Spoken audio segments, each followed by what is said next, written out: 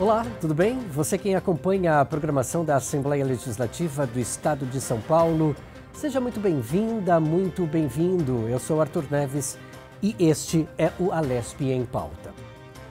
No programa de hoje vamos falar sobre a dermatite atópica. A dermatite atópica, gente, nada mais, nada menos do que uma inflamação na pele e causa muita coceira. Mas parece que é algo muito simples? Não, não é nada simples. Para a gente entender melhor sobre esse assunto, nós recebemos aqui em nosso estúdio hoje os profissionais da saúde que vão nos esclarecer então sobre esses assuntos. Desejo as boas-vindas a Andresa Tantes, que é psicóloga e neurocientista. Ao lado da Andresa está Isabel Martinez, que é dermatologista. E ambiente virtual, vamos conversar com o Evandro Alves do Prado, que é coordenador do Departamento Científico da Associação Brasileira de Alergia e Imunologia. Sejam demais bem-vindos ao Alesp em Pauta, então. Muito obrigada. Nesse sentido, vou iniciar meu papo aqui com vocês, mas chama a atenção aqui para a dermatologista, para a gente entender de fato que, eu resumi muito resumidamente, mas parece que não é algo tão simples assim. Uma coceirinha causa muito mal à nossa pele, que é o maior órgão do corpo. É verdade. É verdade. O que acontece? A gente simplifica em diversas formas de vir. Primeiro, porque as pessoas acham que é simples, começa aquela questão da coceira, aí ela coça, às vezes não procura ajuda, só que isso vai piorando e ela acha que é só passar uma pomadinha que se resolve. E não é assim. Porque a dermatite atópica ela é multifatorial, ela tem o seu componente genético, mas ela é multifatorial. Eu tenho aí uma deficiência de filagrina, uma alteração em que, além disso, todo o sistema, todo o ecossistema que essa criança ou esse adulto vive vai interferir. E quando eu falo em ecossistema, eu falo da parte da psicologia, eu falo da parte do meio ambiente, dos poluentes, da alimentação, do que essa criança se expõe ou o adulto se expõe.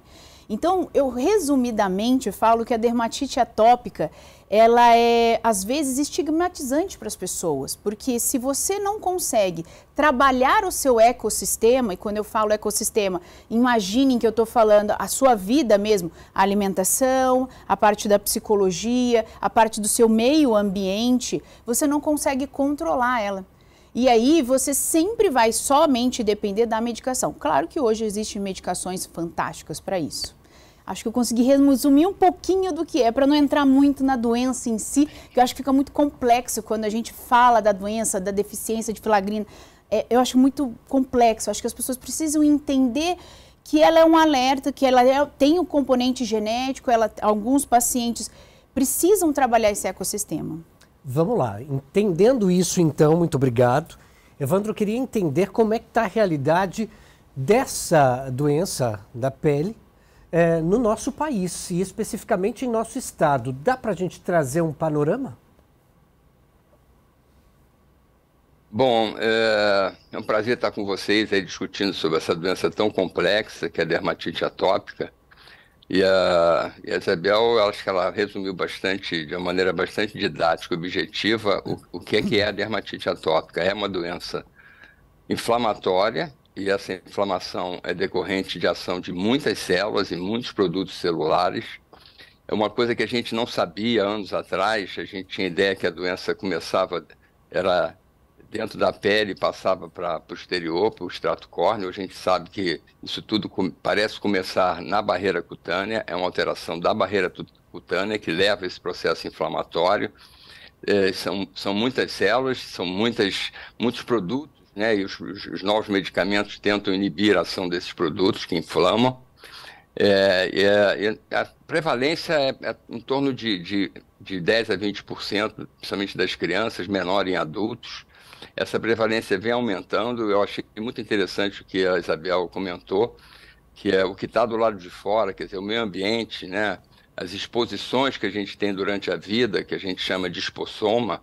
Esses espossomas é que vão alterar, criando os novos genomas, por isso que era uma doença poligênica, monogênica, hoje ela é poligênica, são vários genes relacionados.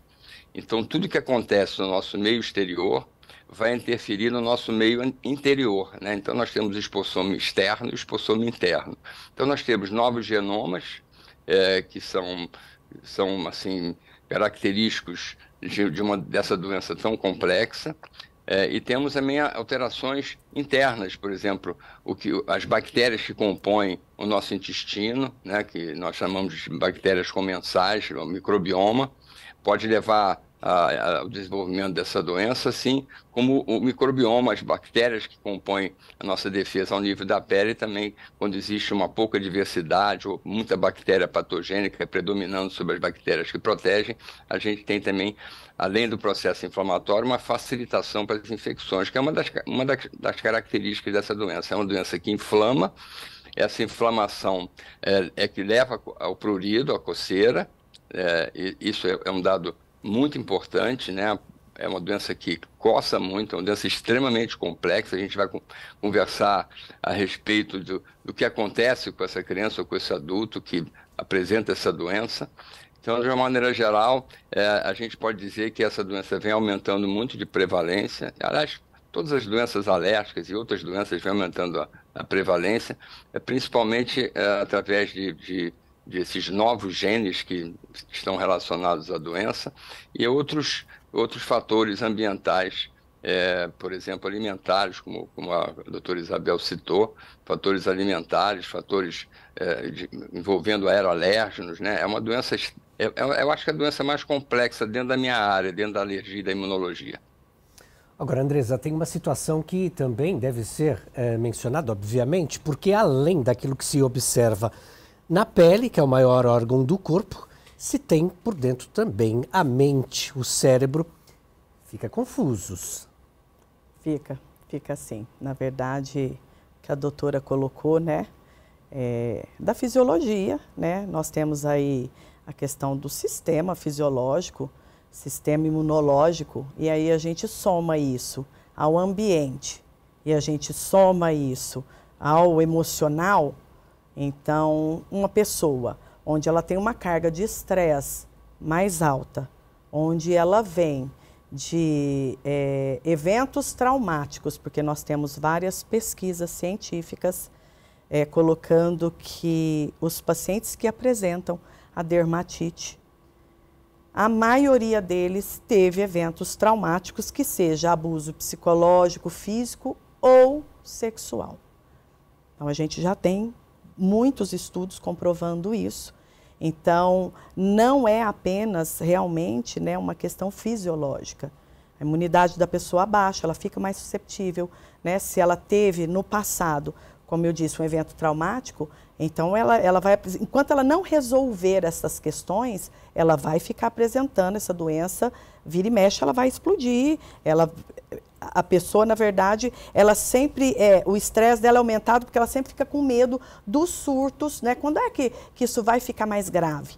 Porque como não tem cura e tem como amenizar, então ameniza, mas daqui a pouco, se ela passa por um evento estressante, ela vai ter uma piora no quadro dela. Então, a gente tem estudos onde mostra que se esse paciente que apresenta dermatite, se ele teve pai e mãe que tem também a dermatite, então ele tem aí uma predisposição de 50% a 70% de chance de apresentar também. Se ele tem o pai ou a mãe somente, ele vai ter aí uma predisposição de 20% a 40%. Então, é um número alto, né? E por que isso? Aí a gente entra na cadeia emocional, psicológica, né? Na questão de traumas, a gente entra em questão de traumas transgeracionais, que vai passando de geração em geração. Então, é uma questão bem profunda, assim. E aí tem uma questão também, Andressa, são crianças e a gente está falando de crianças também, adolescentes e adultos também nessa situação, né? Agora, essa questão dos adultos, por exemplo, que já apresentam então essa dermatite, não tenha sido trabalhado também mentalmente isso na psicologia com eles, em terapias, etc e tal, isso também é grave, né, a situação, porque vai passando o tempo, vai chegar numa fase também da idosa, enfim, que a situação está mais complexa. Isso pode atingir, de repente, depois a doutora, inclusive, pode explicar para a gente também, nesse elo aí desse bate-papo, a estrutura no corpo depois de tudo isso. Sim, na verdade, o que acontece? A gente sempre está trabalhando, o que é muito importante, né? Como tudo na saúde, a profilaxia. Então, se na família tem, então se tem um percentual de predisposição, então vamos observar essa criança, né? Filho desse pai, dessa mãe que apresenta a dermatite, né? Então, assim, desde cedo começar a trabalhar a questão do emocional, né? Eu sempre bato nessa tecla, né? O nosso futuro, né? A gente pode melhorar um pouco se a gente trabalhar as nossas crianças. Não que nós, adultos, a gente não se trabalha, mas você passou aí 30, 40 anos com um sofrimento muito maior, porque na questão da dermatite, a gente tem aí situação de isolamento social. A pessoa, ela se esquiva do social, ela deixa de se relacionar. Então, quando pega seriamente, ela tem problema no campo profissional. No pessoal nem se fala, porque é uma pessoa que tem dificuldade de se relacionar, porque ela tem vergonha do corpo, da pele, ela se vê diferente. Então, ela tem questão de ansiedade e depressão gravíssimas, elevadíssimo. E isso piora, né, a questão aí do cortisol, de novo, né, aumenta a noradrenalina, aumenta a adrenalina no corpo, que a doutora pode falar aí melhor, né, e piora o quadro da doença. Então, o adulto, ele precisa trabalhar em psicoterapia para ele minimizar a ansiedade dele, quadro depressivo, porque a gente tem aí um percentual mais ou menos, dentro dos pacientes, de 20% de pacientes que têm a dermatite, que vai apresentar depressão. Então, uma situação assim, de trabalhar as crianças que na família tem alguém, não é garantia que vai ter a dermatite, mas tem uma predisposição já. Então, trabalhar essa criança dessa família, o adulto, ele precisa ser acompanhado, ele precisa de grupo de apoio, ele precisa dos amigos, precisa da família, porque é muito difícil conviver com essa doença. É extremamente difícil. A coceira, ela provoca uma irritabilidade muito grande, que traz aí quadros de raiva, né, assim, gravíssimos. A pessoa, o sono dela é prejudicado porque ela se coça muito, ela se machuca muito e aí leva comprometimento aí a campo de cognição, memória. Então, uma pessoa que tem problemas seríssimos e que talvez isso não é de fato trabalhado, olhado, dada a devida atenção. É uma doença como todas as outras, como a psoríase, como o vitiligo, né? Vou pedir até permissão, eu sei que a gente está falando de dermatite atópica, mas todas as doenças que se apresentam externamente, elas são estigmatizantes. E o ser humano, por natureza, tem o dom de olhar para o que é diferente, né? Eu sempre falo isso. E você trabalha a questão da família. Eu falo assim, gente, quando se tem uma paciente, né, uma criança ou um adulto com dermatite atópica ou com psoríase, nós precisamos trabalhar a família. A família precisa abraçar a causa. Quando a família abraça a causa e entende o ecossistema da doença, em que eu tenho a fator alimentar, há muitos e muitos anos já se sabe disso, evita-se o consumo de alérgenos nessas crianças. Eu preciso olhar para o sistema. Quando você engaja a família inteira, eu vou dar um exemplo simples, eu vou para um café da manhã, porque assim, a exclusão começa dentro de casa, às vezes, né? Porque a criança, ela começa a coçar. Aí você vê, eu tenho uma coceirinha aqui atrás dos joelhos, porque ela começa a apresentar, às vezes, a mais tradicional é nas dobras, né? Começa a coçar, tem essa questão de incomodar, coça durante a madrugada, não dorme bem, exatamente como ela falou, não dorme bem, acorda estressado. Daí, como ela é uma doença de ecossistema, eu preciso olhar para a minha alimentação e para o meu dia a dia. Para a roupa, que eu vou precisar ver se eu posso ou não usar um amaciante, para a questão do alimento que eu estou consumindo. E aí no café da manhã, olha como é que é no seu café da manhã. Está todo mundo sentadinho para tomar o café da manhã. Se essa criança não pode consumir ovo, mas para o outro pode, você já começa uma exclusão dentro da sua própria casa. E a gente precisa de inclusão. Então eu falo isso, gente, senta na cadeira, não reclame. Tente começar a ver como se fosse uma coisa natural, porque hoje eu tenho como melhorar sim, e é isso que as pessoas precisam entender. Tem como dar saúde e vida para essas pessoas. Tem, gente, dermatite atópica, tem como melhorar. É difícil? Como tudo na nossa vida é difícil. Não tem tudo, mas tem como melhorar. Essa inclusão faz diferença, porque eu vou precisar mexer no alimento, eu vou precisar ter um hábito de passar hidratante. Quem que passa hidratante? Conta pra mim em casa aí. Quem que passa hidratante, mesmo sem ter dermatite atópica? Quando você fala pra uma pessoa, você tem que passar hidratante. Você passa hidratante? Não passa, gente. Aí você fala, nossa, mas vou ter que fazer isso. Vai. Não é só porque você tem dermatite atópica, é porque você tem que passar o hidratante, porque a pele precisa de água. Vamos olhar pro lado bom das coisas. Você já está dando água para sua pele, então você já não vai envelhecer tanto. Então, assim, a vida, às vezes, é muito como a gente leva ela e como a gente enxerga. E eu falo isso, dermatite atópica, como psoríase, como vitiligo. Um pedido que eu faço para as pessoas é assim, se você está numa mesa em que vê uma pessoa sendo diferente ou com uma alopecia androgenética, não olhe, ela já sabe que ela tem. Seja inclusivo de verdade. Olhe e fale assim, Deus, não deixe com que eu olhe para aquilo, porque é tão normal, ela precisa ver que ela é normal, porque ela já acha que estão olhando para ela. Porque começa um bullying dentro do colégio, é muito difícil. Mas trabalhe a família, alimento, porque eu não quero falar de todos os alimentos, porque eu acho que é uma coisa, sabe? Eu acho que é um tipo de bate-papo em que a gente precisa levar leveza para as pessoas. Sim, tem uma prevalência altíssima de 15 a 20% das crianças, sim, o poluinte faz uma diferença muito grande na vida, mas como é que a gente vai olhar a solução disso? A solução é a inclusão familiar, é o sistema. Eu estava pensando exatamente sobre a psoríase. Quando a Andresa falava, doutora Isabel, eu imaginava a psoríase. Qual que é a diferença entre uma e outra?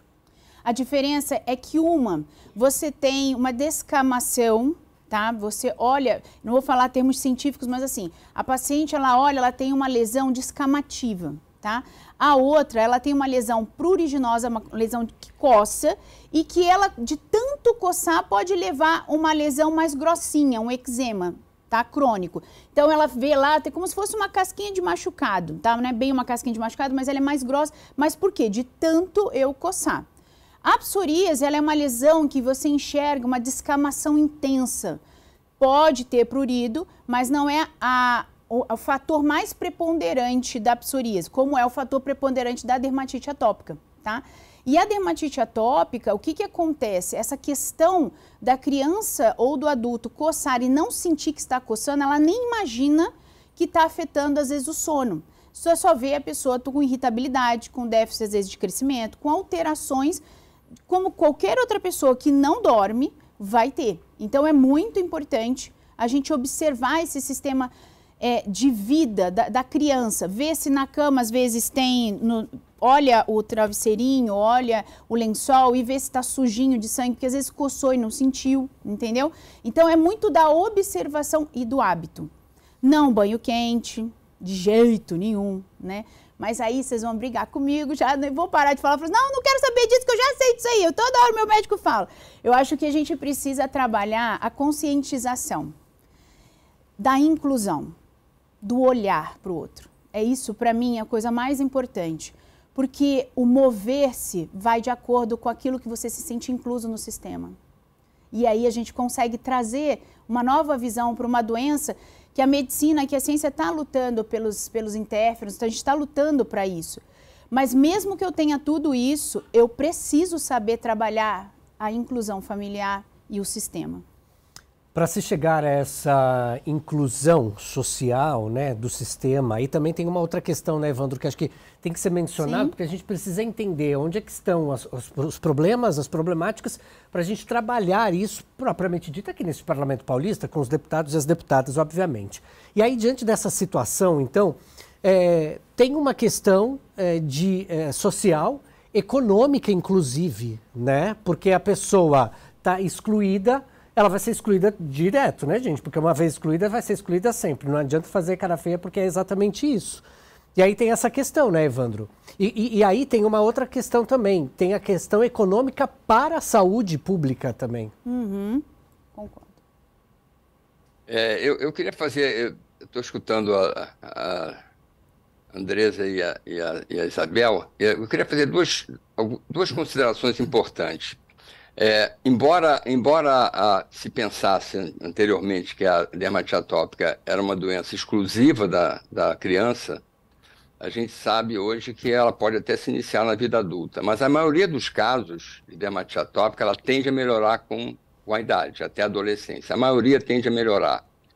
Então, os casos mais graves, é o que a gente tem ferramentas até para avaliar a gravidade da dermatite atópica, e o tratamento vai ser baseado nessa gravidade. Nesses casos, a gente tem a possibilidade de sensibilização para alimentos, principalmente nas crianças de baixa idade e que têm dermatite atópica na forma grave. Então, eu vejo assim, muitas vezes a eliminação de alimentos, mesmo com testes, mesmo com provas laboratoriais positivas, né? A positividade não quer dizer reatividade clínica, mas assim, a gente deve valorizar principalmente alimentos nos primeiros anos de vida, quando a dermatite atópica é grave. E sempre se falou que, pelo menos nesses últimos 40 anos, né, que o leite de vaca, as proteínas do leite seriam os fatores mais agravantes da dermatite atópica, e a doutora Isabel falou no ovo. Na verdade, o ovo é o principal alimento que pode sensibilizar nos primeiros anos de vida. A gente tem outros alimentos, né? Leite, trigo, alguns casos lá do nosso serviço na UFRJ, na Universidade Federal do Rio de Janeiro, relacionados a amendoim, a milho, né? Isso não é comum, né? Nossa clientela come muito milho, pamonha, o próprio milho, canjica, né? Existe angu, então existe uma ingestão maior. Então, na verdade, essa doença leva a você ter que utilizar uma série de medicamentos. É uma doença que a gente não tem óleo nem água na pele, né? Então você tem o hidratante, que é óleo em água ou água em óleo, né? Você tem o anti-inflamatório para usar, porque é uma doença inflamatória. Você tem a dieta de exclusão em casos selecionados, e você tem hoje a possibilidade do uso de medicamentos mais que vieram à tona no nosso arsenal terapêutico, que são os imunobiológicos e as pequenas moléculas. Aí, falando da sua pergunta, né, em relação ao custo, é uma doença que... aliás, uma coisa que eu queria falar, aproveitando a presença da Andresa, o tratamento da dermatite atópica é multidisciplinar, né? O nosso serviço lá no Hospital de Pediatria da Universidade é um serviço que tem alergistas, dermatologistas, nutricionistas, psicólogos e psiquiatras.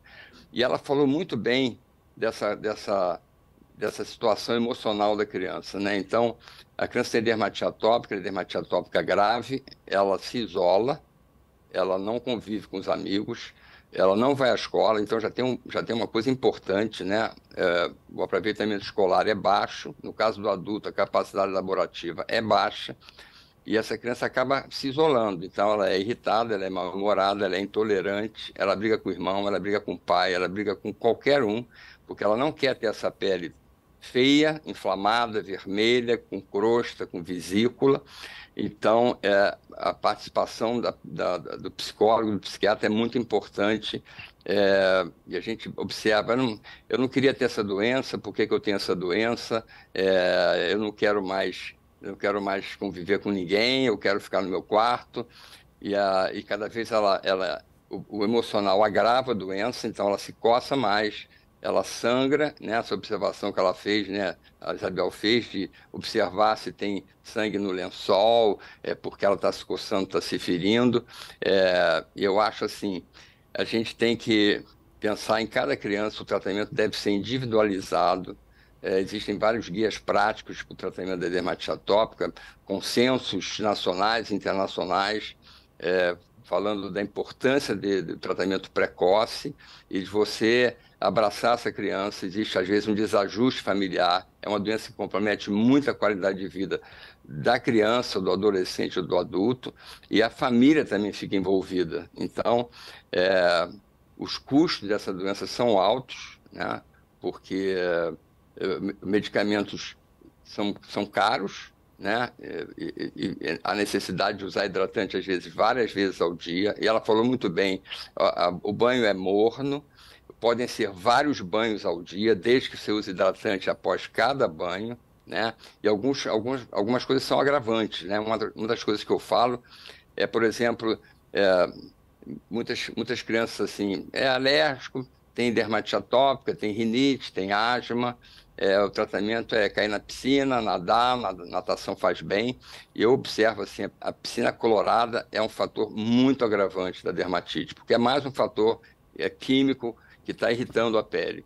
Então, a gente tem que pensar, eu achei muito interessante essa abordagem da Isabel, é uma doença que a gente tem que fazer inclusão, a família tem que participar, tem que se envolver, tem que participar ativamente, levando a criança, mostrando a possibilidade de melhora, fazendo ela ter esperança que coisas melhores vão acontecer e a gente pode, na maioria dos casos, a gente pode controlar a doença e fazer com que essa criança tenha uma vida muito melhor.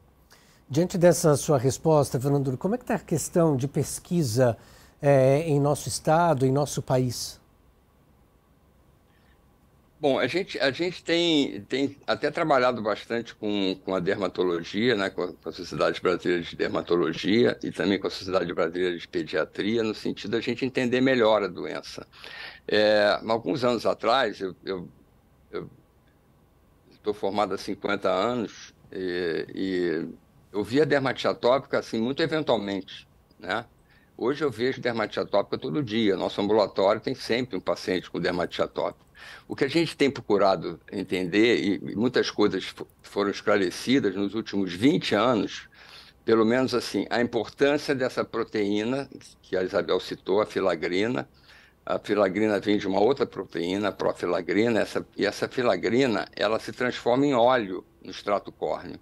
E a gente tem mutações do gene da filagrina, quer dizer, crianças que não tem essa filagrina, então já vai ter uma pele seca. Além disso, a gente tem mutações envolvendo mecanismos protetores abaixo do extrato córneo, né, que a gente chama de proteínas de junção, e os europeus estão chamando agora de proteínas de adesão. Então, você tem uma desorganização celular, e o que está se tentando saber hoje quais seriam os mecanismos mais importantes. Em 2007, a gente começou a conviver com essa perda de filagrina. Em 2013, a gente começou a conviver com a perda de uma outra proteína. Então, é uma criança que tem uma desorganização no seu extrato córneo, então existe um aumento de permeabilidade ao nível da pele e penetra tudo, penetra alergeno, penetra toxina, penetra patógeno, e essa pele cada vez vai inflamando mais, né? Então, as infecções estafilocócicas, que são muito comuns nessa doença, elas vão potencializando esse processo inflamatório, além de toda a inflamação que já existe ao nível de pele. Então, cada vez que você inflama mais, você vai agravando a doença.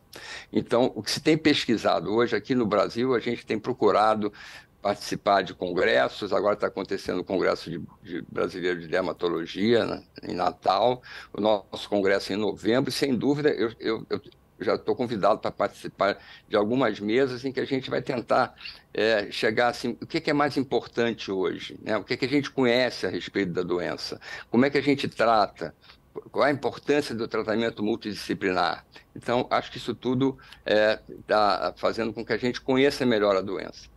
Queridos, a gente precisa fazer um intervalo. Daqui a pouquinho, então, a gente volta nesse bate-papo. Você que está aí do outro lado, é rapidinho, não saia daí, até já.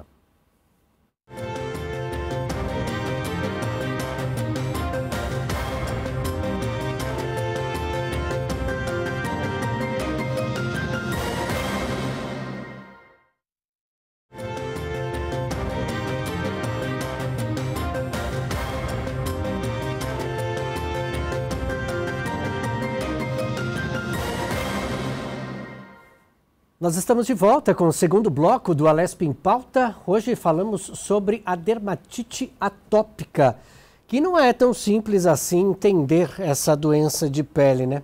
A gente estava aqui nos bastidores conversando, vou até puxar gancho para essa questão que a doutora Isabel, que está aqui conosco, a Andresa também, o Evandro de forma virtual, batendo um papo aqui sobre essa questão, inclusive, do ovo, né, que é tão usado, então, no preparo de vários pratos. Exatamente. Da casa das pessoas, né? Exatamente. Você vê, por isso que eu falei da inclusão familiar e também entender o sistema e no valor do custeio disso. Porque, por exemplo, um dos principais alérgenos, como o doutor Evandro falou, é o ovo.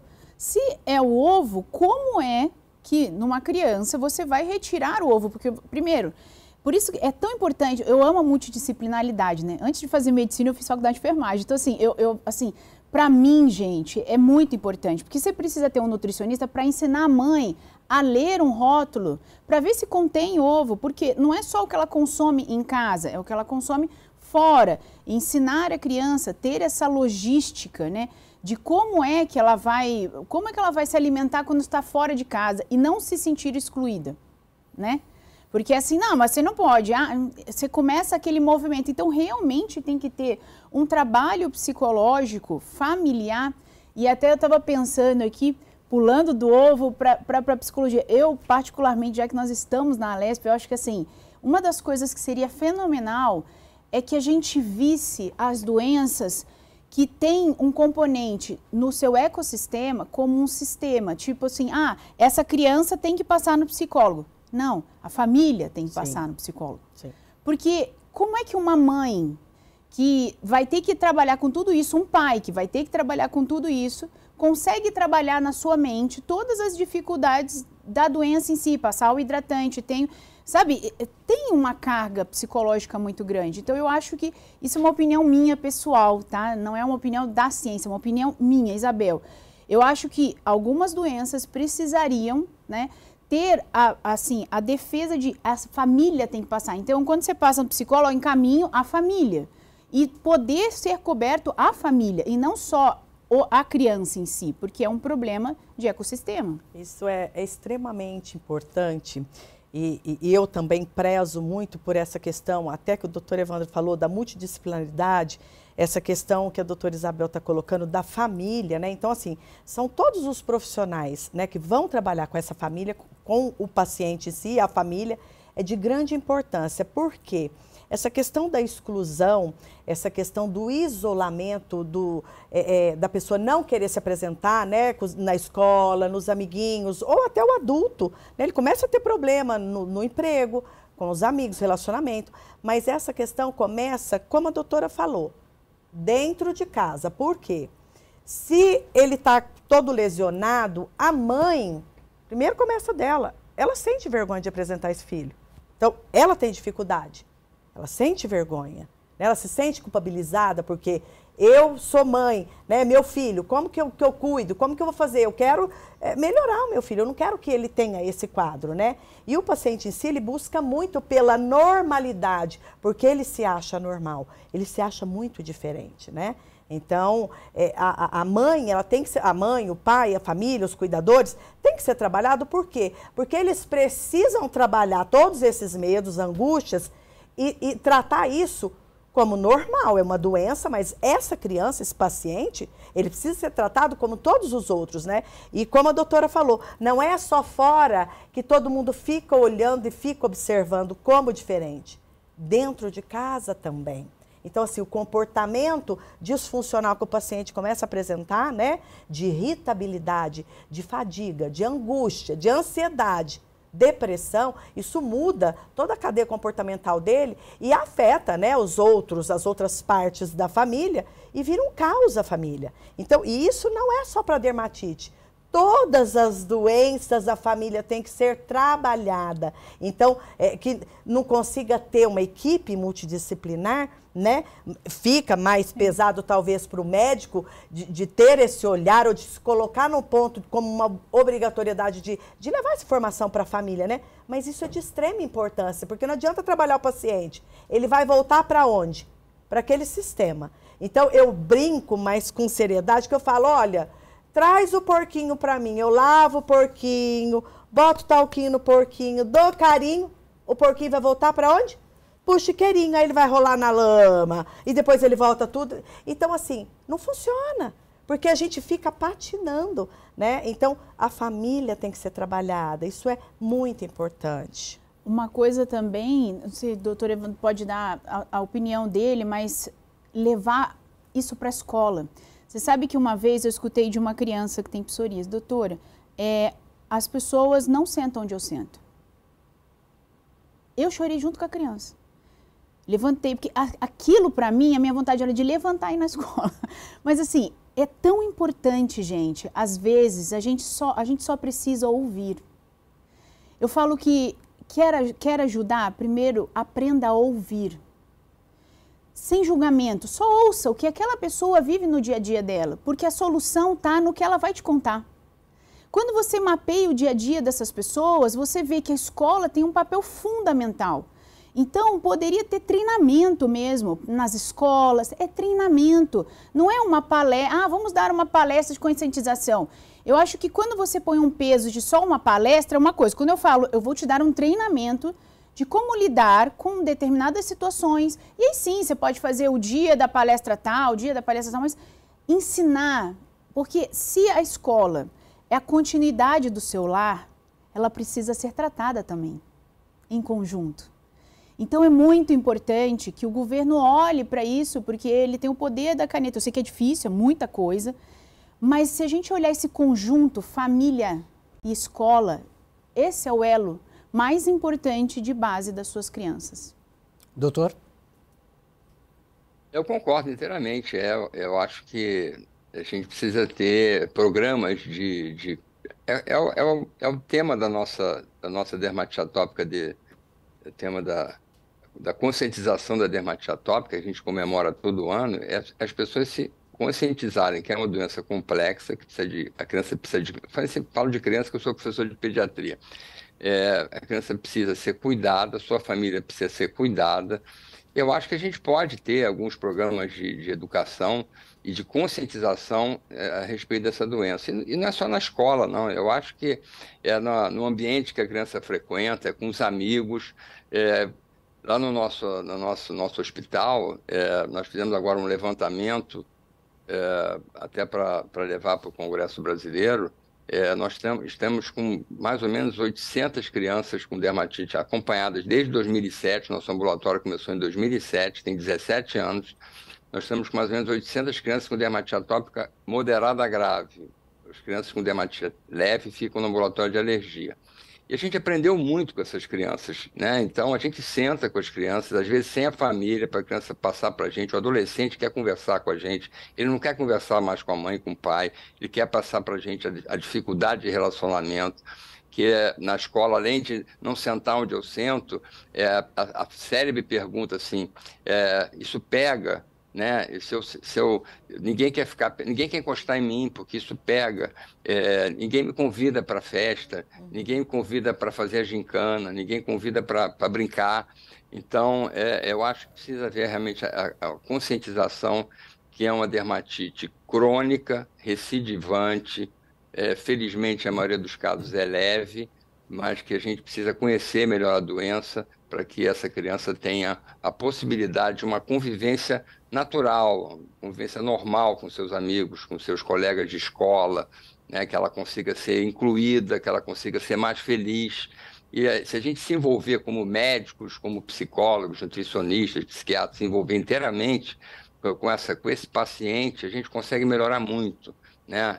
E a qualidade de vida melhor, parece tudo melhor, inclusive na família, na escola, em quaisquer ambientes. E olha, faz 6 anos que foi instituído, então, no estado de São Paulo, o Dia Estadual da Conscientização sobre a Dermatite Atópica. Agora, essa é uma lei, a lei número 16.709, portanto, de 2018, que vem trazer essa responsabilidade, então, para toda a sociedade nesse contexto de conscientização. Eu costumo dizer assim, né? Nós estamos num processo de evolução constante. Nós estamos no ano de 2024 depois de Cristo. Depois de 2024 anos, ainda a gente está nesse processo de evolução. Não é fácil evoluir, né, gente? Se a gente parar para olhar o que a gente era ontem, não é a mesma coisa de hoje, portanto não vai ser a mesma coisa de amanhã. Por isso que a gente precisa dessas leis que vêm nos conscientizar. Porque, vamos ser sinceros, e a psicóloga vai poder nos falar aqui melhor sobre isso, nós somos animais. Enquanto animais, nós temos toda uma carga complexa. Mas o que nos diferencia dos outros animais é que nós temos uma cachola que a gente pensa. É isso que faz você diferente dos outros animais. É isso que faz diferente você dos demais animais. Então não é possível que a gente não vai usar a nossa cachola para fazer a diferença em nosso estado, no nosso país, no nosso planeta inteiro. E diante dessa realidade, a gente precisa trazer uma consciência ao cidadão para que não venha acontecer essas inúmeras barbáries que é não sentar ao lado de alguém que tem uma doença que você nem sabe o que é. Não abraçar uma pessoa que você nem sabe o que é. Antigamente o HIV não era aquela coisa, não pode tocar, não pode abraçar, não pode isso, não pode aquilo. Recentemente nós passamos pela pandemia de Covid-19. Será que a gente não aprendeu nada com isso? Pelo amor de Deus. E aí existe essa função psicológica. E ó, eu vou te falar uma coisa, ainda tem gente que acredita que ir à terapia é coisa de doente. Você é doente, amigo. Você tem que se tratar. Porque se você pensa dessa forma, é porque você está num contexto que você ainda não entendeu que a psicologia, que a psiquiatria são ciências extremamente importantes. Não dá mais para a gente ouvir dos especialistas essa realidade, porque eu não posso sentar... Gente, nós estamos ao lado, em frente, diante de crianças, e essas crianças precisam ser acolhidas, amadas, queridas. Não dá mais para abrir as redes sociais e observar um vídeo de uma criança com uma doença na pele e as pessoas chacotearem dessas crianças. Você está sendo infeliz demais. As pessoas hoje não podem ter uma cor de pele diferente das outras porque elas são chacoteadas nas redes sociais. Até quando a gente vai isso? E me perdoem pelo excesso de emoção, mas se a gente não trabalhar esse excesso de emoção, a gente vai criar cada vez mais cachorros, gatos, e eu não estou falando mal dos cachorros e dos gatos. Repito, você tem um cérebro e o seu cérebro foi feito para pensar. Você é uma das criaturas mais incríveis do planeta. Diante dessa realidade, nós temos que conscientizar a população. E os deputados e as deputadas aqui, meus caros, eles estão trabalhando muito, porque eles ouvem diariamente histórias como essas que nós estamos ouvindo agora. E aí, vamos fazer o que diante dessas leis? Não é melhor aprender com a consciência de uma lei? Você falou uma coisa tão importante, né? Essa questão de olhar para o outro, né? E de tentar minimizar. A gente já veio pronto para entender, né? O outro, a empatia. Se alguém cai, é automático do ser humano ajudá-lo. Isso, a gente vem com isso. Então, com o passar do tempo, as pessoas vão se deformando. Então, eu não olho para o outro com um olhar de ajuda. Será que ela está precisando de alguma coisa? As pessoas hoje, elas não escutam ativamente e elas não têm estado de presença. Você está falando com alguém e ela está alienada. O ser humano está alienado. Então, você não olhar e, como eu disse, começar desde a criança pequena. Por quê?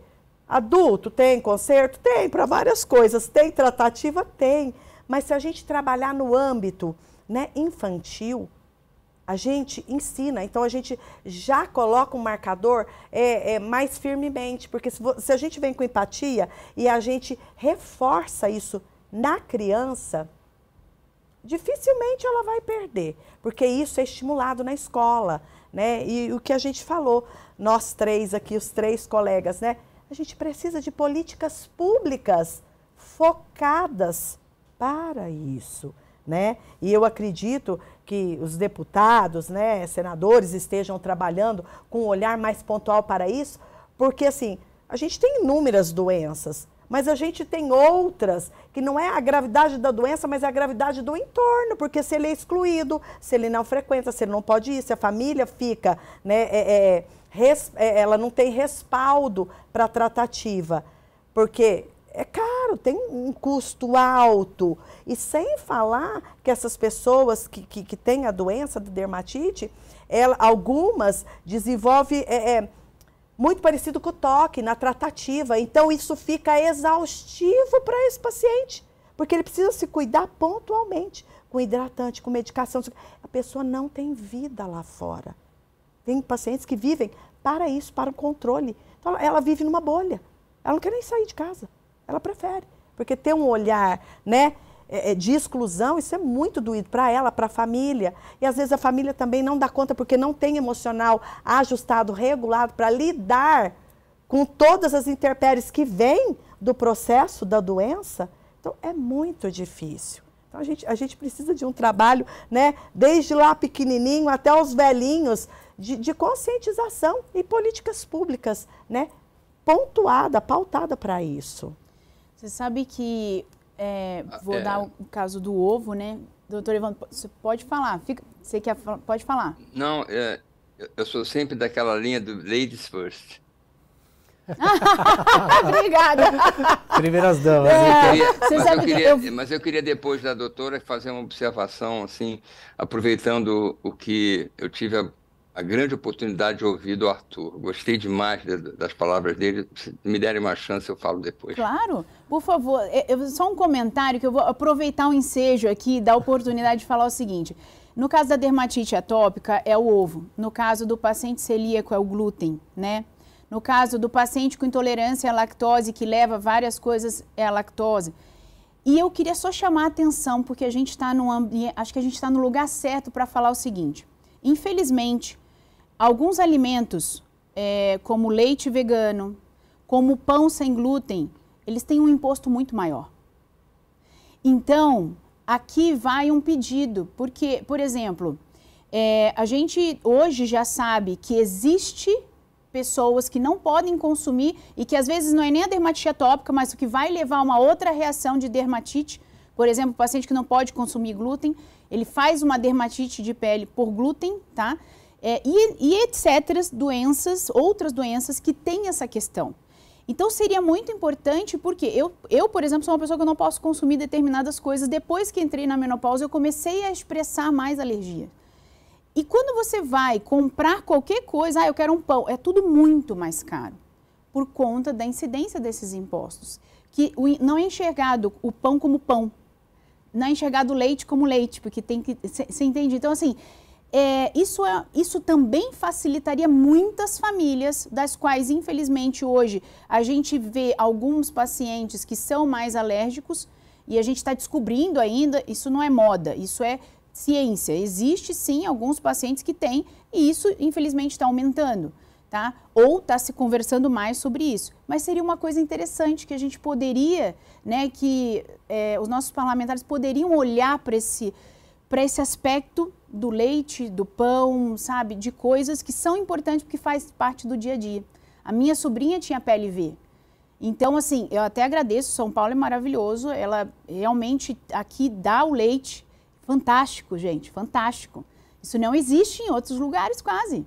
Minha sobrinha, a gente pegava, de altíssimo custo, mas podia também ter o leite da prateleira que não tivesse aquela incidência que a gente compraria. Então, eu acho que eu só queria deixar essa provocação, tá, Arthur? Porque eu vi que você você lutou tanto com as suas palavras que eu falei, cara, obrigada, Deus, por a gente ouvir uma pessoa que sente o que a gente sente.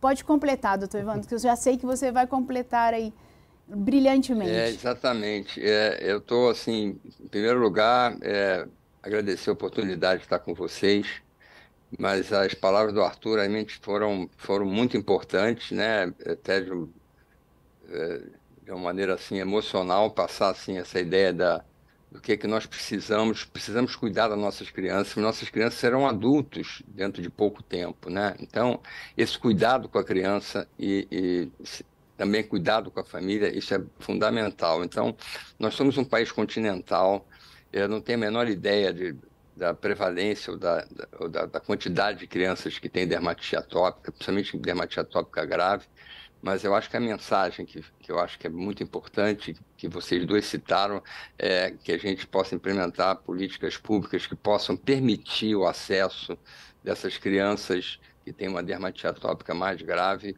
a medicamentos que ela vai ter dificuldade de obter. Então, a gente sabe, e a doutora Isabel deve saber muito bem, que a resposta a esses imunobiológicos e as pequenas moléculas são esses dois tipos de medicamentos, melhoram muito o prurido cutâneo. E melhorando o prurido, ela não coça. Não tendo prurido, ela dorme melhor. É uma tentativa de uma reinclusão que ela deixou de ter, talvez, há muito tempo. Então, eu só queria dizer assim, Arthur, você foi brilhante nas suas palavras e eu endosso, eu tenho certeza que vocês dois endossam, né? Eu não esperava que você fosse caminhar por esse lado, mas A gente falando de criança, eu, como professor de pediatria, assim, há 43 anos trabalho no Hospital de Pediatria da Universidade Federal do Rio de Janeiro. Ver você, Arthur, falando assim de uma maneira tão bacana. Eu te parabenizo por isso. Eu parabenizo aos senhores, porque nós estamos aqui constantemente aprendendo com os senhores, né? Nós somos jornalistas da comunicação pública, nós temos o dever de expressar exatamente aquilo que os nossos parlamentares, 94 homens e mulheres trabalhando, e os senhores que são especialistas aqui. A gente costuma dizer que o jornalista não sabe nada, mas ele aprende tudo o tempo inteiro. E que bom temos mentes brilhantes como as dos senhores e senhoras aqui conosco, nos ensinando e fomentando cada vez mais. E é exatamente isso que acontece no Parlamento Paulista, né? As situações aparecem porque vocês estão em consultórios, né? Os senhores estão atendendo as pessoas, estão nas academias, fomentando a pesquisa e estão trazendo isso para dentro do parlamento.